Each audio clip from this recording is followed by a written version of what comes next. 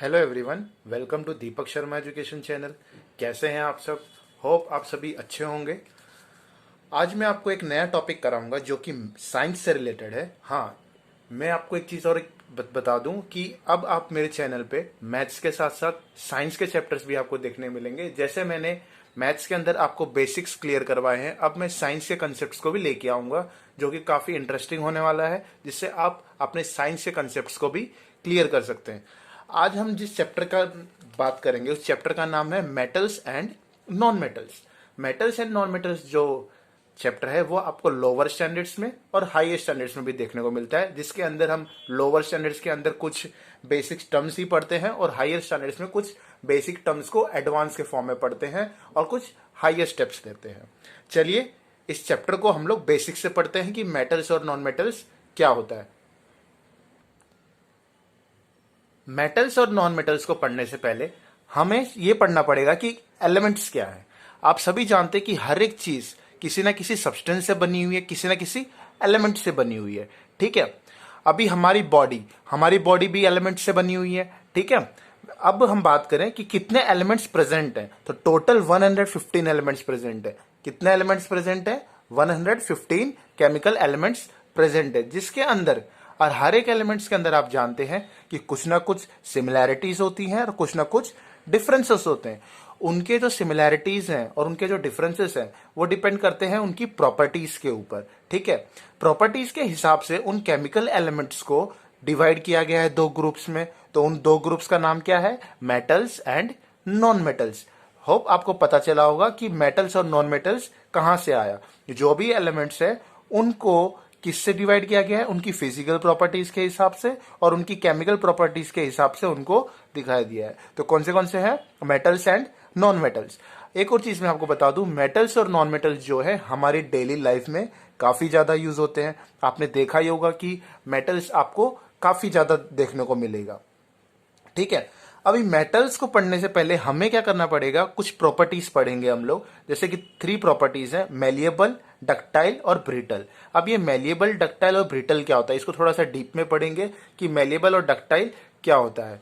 Malleable और ductile की मैं बात करूं तो मेलिएबल क्या है? Malleable means which can beaten with a hammer to form thin sheets. Malleable मतलब क्या होता है? अगर मान लीजिए किसी एलिमेंट को मैं हैमर से बीट कर रहा हूं, मतलब हथौड़े से बीट कर रहा हूं, और वो किस में कन्वर्ट हो जाए? थिन शीट्स में, पतली पतली थिन शीट्स में कन्वर्ट हो जाए, तो उस प्रॉपर्टी का नाम क्या है? मेलिएबल। होप आपको जो वर्ड मेलिएबल है वो क्लियर हुआ होगा कि जैसे अगर किसी भी एलिमेंट को हम लोग हैमरिंग करने की वजह से वो पतली पतली शीट्स में कन्वर्ट हो जाएगा, तो उस एलिमेंट की प्रॉपर्टी है ये मेलिएबल। अभी नेक्स्ट प्रॉपर्टी आती है हमारी डक्टाइल। डक्टाइल क्या होती है? अगर किसी एलिमेंट को हम लोग स्ट्रेच करें, मतलब खींचे, रबर की तरह खींचे, ठीक है, और उसमें से पतले पतले क्या वायर्स ड्रॉन हो जाए, उसे हम कहेंगे डक्टाइल। मतलब उस एलिमेंट की प्रॉपर्टी है वो डक्टाइल। तो डिफरेंस आपको पता चला होगा कि मेलिएबल क्या होता है और डक्टाइल क्या होता है। कुछ एलिमेंट्स ऐसे भी होते हैं कि भाई हम लोग उनको स्ट्रेच करने से भी वो वायर्स के फॉर्म में नहीं आते, तो वो उनकी प्रॉपर्टी नहीं होती। अभी नेक्स्ट आता है हमारा ब्रिटल। ब्रिटल क्या होता है? Brittle which breaks into piece of hammering. मतलब किसी एलिमेंट को हैमरिंग करने की वजह से वो टुकड़ों में बट जाए। जैसे ग्लास, मान लीजिए आपके पास ग्लास है, आप ग्लास को हैमरिंग करेंगे तो क्या होगा? वो पीसेस में हो जाएगा ना। तो उस प्रॉपर्टी को हम लोग क्या कहेंगे? डक्टाइल। अब बात करेंगे, अगर मैं ग्लास को हैमरिंग करूं, क्या वो पतली पतली शीट्स में कन्वर्ट हो जाएगा? नहीं। तो वो भी तो एक एलिमेंट है ना, तो वो उसकी प्रॉपर्टी मेलेबिलिटी आपको ग्लासेस में देखने को नहीं मिलेगी। ठीक है, तो ये चीजें हमने सीखी कि मेलिएबल क्या होता है, डक्टाइल क्या होता है और ब्रिटल क्या होता है। अब इन चीजों को थोड़ा सा हम लोग डीप में पढ़ेंगे कि मेटल्स क्या होता है। मैंने आपको बताया कि टोटल कितने एलिमेंट्स प्रेजेंट हैं? 115 एलिमेंट्स प्रेजेंट हैं। फिर हमने सीखा कि मेलिएबल क्या होता है, डक्टाइल क्या होता है और ब्रिटल क्या होता है। अब हम पढ़ेंगे मेटल्स को डीप में। चलिए मेटल्स को डीप में पढ़ते हैं। अब मेटल्स क्या होते हैं? मेटल्स मतलब metals are the elements that conduct heat and electricity. मतलब मेटल्स ऐसे एलिमेंट्स होते हैं जो इजीली हीट को कंडक्ट करा सकते हैं, जिनके अंदर हीट इजीली पास आउट हो सकती है, इलेक्ट्रिसिटी इजीली पास आउट हो सकती है, और जिनकी प्रॉपर्टी होती है मेलिएबल और डक्टाइल। जैसे कि हम बात करें वायर्स, आपने इलेक्ट्रिकल वायर्स देखे होंगे, उसके अंदर क्या होता है? मेटल्स होते हैं। मतलब उसके अंदर के जो वायर्स हैं, जो कॉपर यूज किया जाता है, वो क्या है? हमारा एक मेटल है, उसकी प्रॉपर्टी क्या है कि जब भी मैं उसके अंदर करंट पास करूंगा तो वो इजीली एक साइड से दूसरे साइड पास हो जाएगा। इसलिए उसकी क्या प्रॉपर्टी है कि वो इजीली इलेक्ट्रिसिटी कंडक्ट कर सकते हैं। जैसे आप अब बात करेंगे मेटल की, जैसे कि आपने देखा होगा, आप एक नाइफ को गर्म कीजिए, जैसे हम लोग नाइफ को गर्म करते हैं और गलती से वो नाइफ हमारी मान लीजिए अगर बॉडी पे टच हो गया तो कैसे हमें गर्म लगता है, क्यों? क्योंकि जब हम लोग उसके अंदर उसको हीट देंगे तो उसके अंदर हीट उसकी बॉडी के अंदर इजीली पास आउट हो जाता है, इजीली कंडक्ट हो जाता है। क्यों? क्योंकि वो एक मेटल है। मेटल की क्या खासियत है कि उसमें इलेक्ट्रिसिटी अच्छे से पास हो जाएगी और हीट पास हो जाएगी।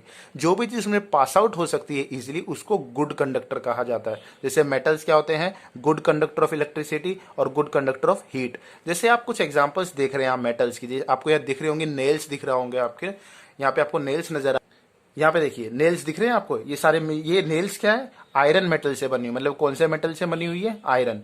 ठीक है। फिर आपको यहाँ पे पाइप्स दिख रहे होंगे, ये पाइप्स किससे बने हुए हैं? कॉपर से बने हुए। ये पाइप्स किससे बने हुए हैं? कॉपर से बने हुए हैं ये पाइप्स। और कॉपर भी क्या होता है? मेटल।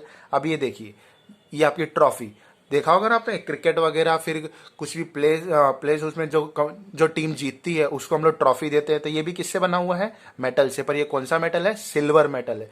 मेटल्स बहुत टाइप्स के होते हैं। जैसे हम लोग बात करें कौन से मेटल्स होते हैं, एग्जाम्पल की बात करें, iron, aluminium, copper, silver, gold, platinum, zinc, tin, lead and Mercury. अब एक बात करें कि हमने ये तो पढ़ लिया कि मेटल्स जो होते हैं इजीली उनके अंदर हीट क्या हो जाती है? इजीली कंडक्ट किया जा सकता है, इजीली इलेक्ट्रिसिटी पास आउट हो सकती है। पर इनकी क्या होती है? एक स्पेशल कंडक्टिविटी होती है कि कौन सा सब्सटेंस इजीली कंडक्ट कर पाएगा, तो इनकी डिपेंड करती है इनकी कंडक्टिविटी के ऊपर। अब ये कंडक्टिविटी क्या होती है? ये नया टर्म है।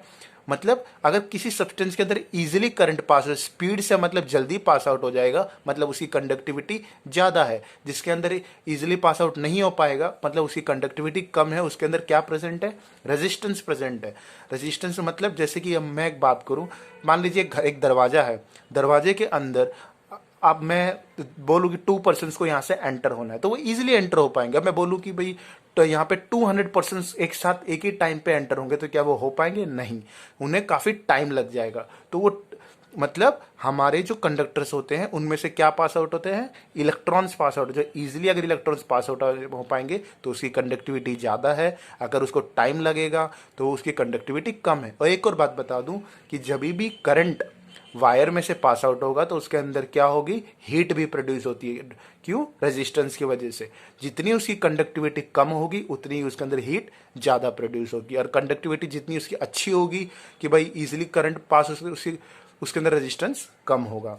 तो हम बात करेंगे प्रॉपर्टीज के बारे में कि मेटल्स हमें पता चल गया कि ऐसे एलिमेंट्स जो कि हीट को इजीली कंडक्ट करा सकते हैं, इलेक्ट्रिसिटी को इजीली कंडक्ट करा सकते हैं, और जिनकी प्रॉपर्टी क्या होती है? मेलिएबल, मतलब जिनको हैमरिंग करने से थिन शीट्स में कन्वर्ट किया जा सकता है, और फिर दूसरा उनको वायर्स में कन्वर्ट किया जाता है, तो उनको मेटल्स बोलते हैं। हमें इतना पता चल गया।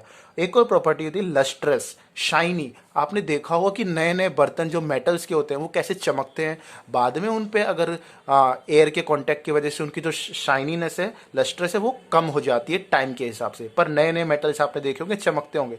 आप किसी मेटल को धूप में रखिए, दूर दूर से एकदम चमकता हुआ नजर आएगा आपको। उस प्रॉपर्टी को हम कहते हैं लस्ट्रस। लस्ट्रस मतलब शाइनी। फिर दूसरे क्या होते हैं? हार्ड, एकदम मजबूत होते हैं ना। आप किसी भी मेटल को लो, हाथ से इजीली मैं फोल्ड कर पाऊंगा? क्या नहीं फोल्ड हो। जैसे आपके सामने ये पाइप्स नजर आ रहे हैं, क्या मेरे अंदर इतनी पावर है क्या मैं इसको फोल्ड कर दूं? अब मैं सुपरमैन तो हूं नहीं।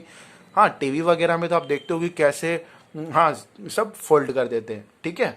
अभी बात करेंगे सोनरस, मतलब आपने देखा होगा घर पे मान लो कोई थाली वगैरह गिर जाती है। थाली क्या होती है? मेटल। जैसे ही गिरती है, फिर कोई चम्मच गिरती है तो उसमें से साउंड प्रोड्यूस होता है। उस साउंड को बोलते हैं हम लोग सोनरस साउंड। पता चल गया आपको मेटल्स की कौन सी प्रॉपर्टी है? मेटल्स एक तो लस्ट्रस होते हैं, हार्ड होते हैं, स्ट्रांग होते हैं और हैवी होते हैं। और दूसरी कौन सी साउंड प्रोड्यूस होती है उनमें से? Sonorous sound which make ringing sound when struck. जैसे आपके पास दो चम्मच है, आप दोनों चम्मच को हाथों में से टकराइए तो उसमें से साउंड प्रोड्यूस होगा, क्योंकि दोनों की दोनों चम्मच क्या है? मेटल है। और मेटल की क्या प्रॉपर्टी है कि वो क्या होते हैं? सोनरस।